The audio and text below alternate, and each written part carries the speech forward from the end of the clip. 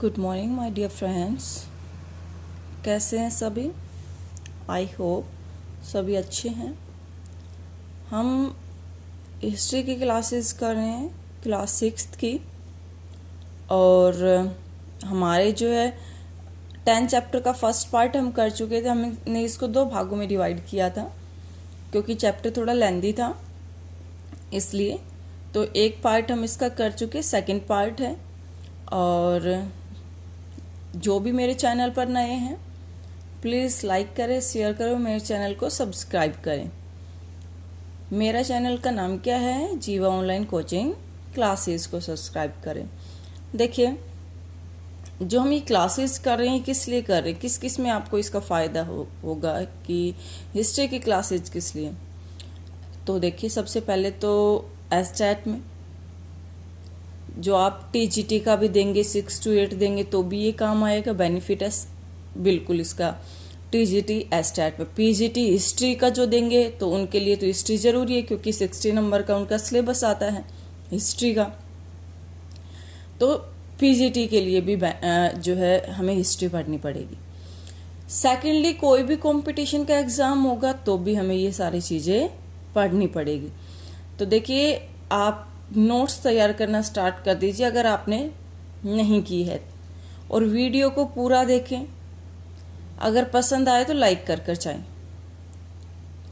तो देखिए, स्टार्ट करते हैं हम अपनी क्लास। सबसे पहले हमने कर लिया था कि नागार्जुन को भारत का आइंस्टीन, माध्यमिका सूत्र जो है किसने लिखी, सापेक्षा का सिद्धांत, बौद्ध धर्म की, ये सब नागार्जुन दिया था। नेक्स्ट, बौद्ध धर्म की शाखाएं कितनी है? बौद्ध धर्म की 2 शाखाएं हैं, हीनयान और महायान।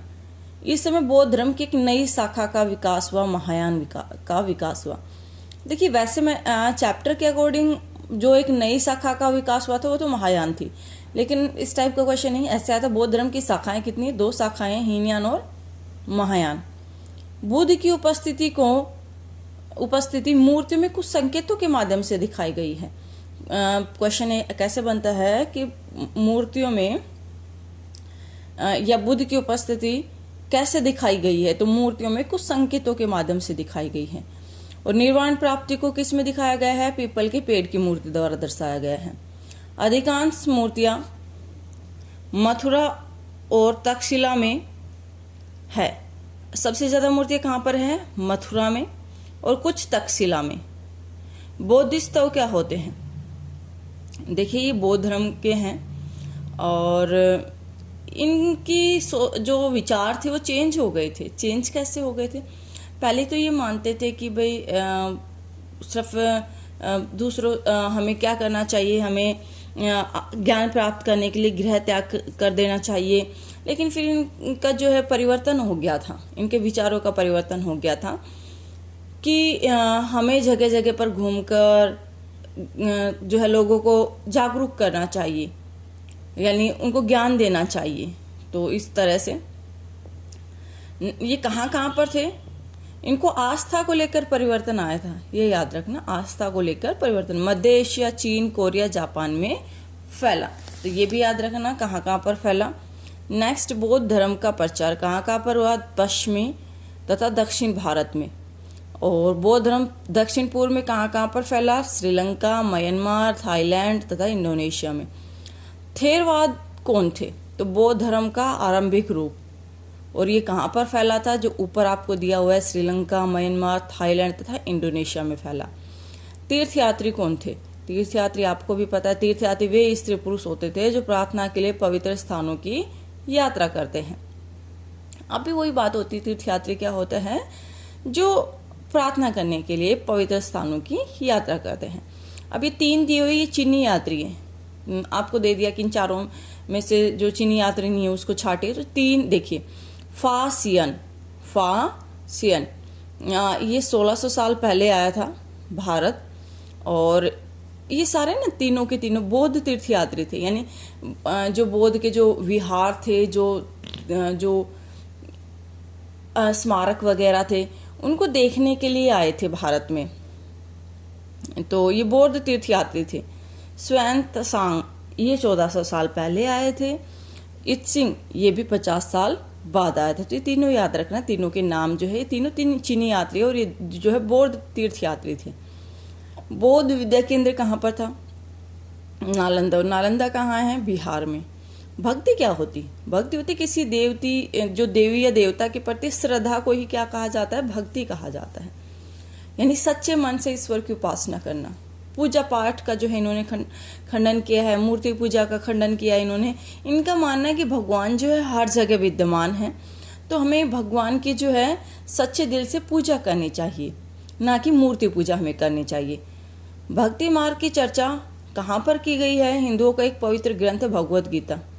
और भगवत गीता किसका हिस्सा है? महाभारत का।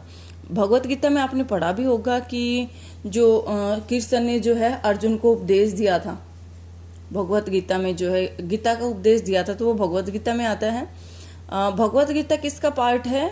महाभारत का। क्योंकि महाभारत जब चल रही थी, महाभारत का युद्ध जब चल रहा था, तब ये सारी चीजें जो हुई थी, तब जो है उपदेश दिया गया था कृष्ण के द्वारा।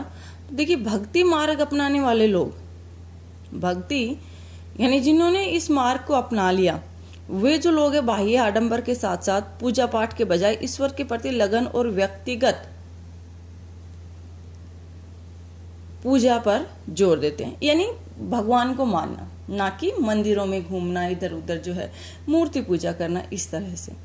वराह के रूप में किसने अवतार लिया था? विष्णु ने। और इस विष्णु की एक मूर्ति है वराह के रूप में। कहाँ पर? जो एरन जो जगह है, कहाँ पर है ये? मध्य एशिया में। तो यहाँ पर तीनों यात्रियों के नाम याद रखने हैं आपको। नेक्स्ट जो है भक्ति, जो हमारा की मार्ग की जो चर्चा है वो कहाँ पर की गई? भगवत गीता में की गई और महाभारत का एक हिस्सा है। नेक्स्ट, पुराणों के अनुसार, भाई उसने वराह रूप कब लिया? विष्णु ने। पुराणों के अनुसार जल में डूबी हुई पृथ्वी को बचाने के लिए विष्णु ने वराह रूप धारण किया था। जब पृथ्वी जल में डूब गई थी, तो उसको बचाने के लिए जो है विष्णु ने किसका रूप लिया था? वराह रूप लिया था। भक्ति शब्द जो है भज शब्द से बना है, जिसका अर्थ विभाजित करना या हिस्सेदारी। इसके बारे में मैंने आपको बता दिया, इसका मतलब क्या होता है भक्ति का। तो भक्ति परंपरा ने चित्रकला, शिल्पकला और स्थापत्य कला के माध्यम से अभिव्यक्ति की प्रेरणा दी है। यानी कैसे कैसे आप अपनी अभिव्यक्ति कर सकते हैं अपने विचारों की। जो है हिंदू शब्द जो है हम पहले भी स्टार्टिंग में पढ़ चुके। हिंदू शब्द जो है इंडिया की तरह ही सिंधु या इंडस से निकला है। नेक्स्ट, ईसाई धर्म, यानी इनमें अलग अलग धर्मों के बारे में बताया गया। बौद्ध धर्म हो गया, जैन धर्म हो गया, हिंदू धर्म हो गया, ईसाई धर्म हो गया।